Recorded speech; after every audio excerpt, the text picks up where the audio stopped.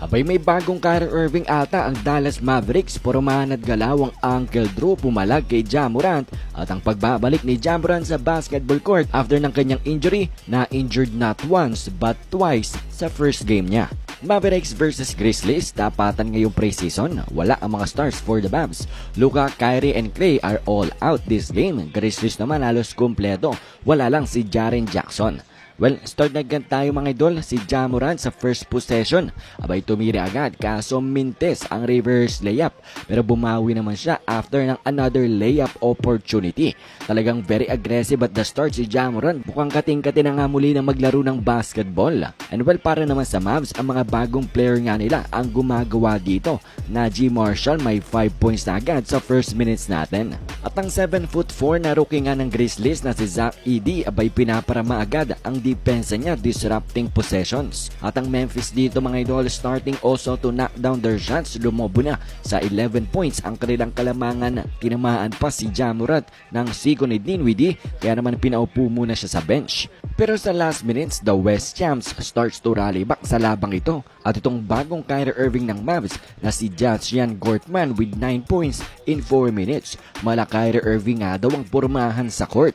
Dikit na ang laban natin at sa pagbabalik din ni Ja Morant mga idol halatang-halata na out of rhythm pa nga siya. Tinapos ang quarter na may 6 points, 1 out of 5 na shooting with 2 turnovers. Second quarter natin, Ja Morant and Zach Edey connection. First basket ng rookie this preseason at sinupalpal pang layup attempt na ito. At sumali rin si Ja Morant ang kanyang chase down block. Kaso etong si Ja ay na ankle sprain matapos ngang maapakan ng bola. Kaya naman siya na mismo ang naglaba sa sarili niya. At kahit wala nga si Ja Morant ay the Grizzlies team continues to play well. Patuloy na may lamang dito.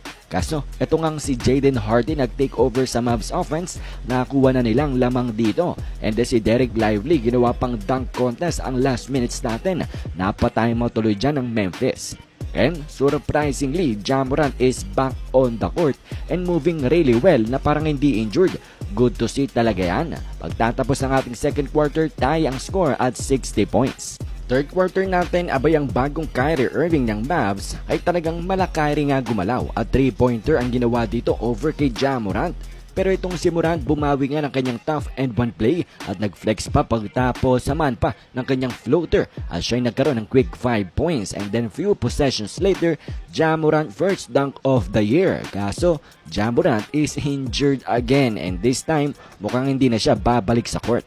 At eto nga si Gortman na Kyrie 2.0 ng Mavs is making plays. Angas ng layup dito may kasamang hang time. Score natin 78-71 after 6 minutes of playing time. At sa uling mga minuto ng ating third quarter, nauwi nga ito sa back and forth. Kung saan mga idol, eto nga si Gortman, ang Kyrie 2.0, abay what a play and one play nga dito para mababa 93-90 ang inabol nila after 3 quarters.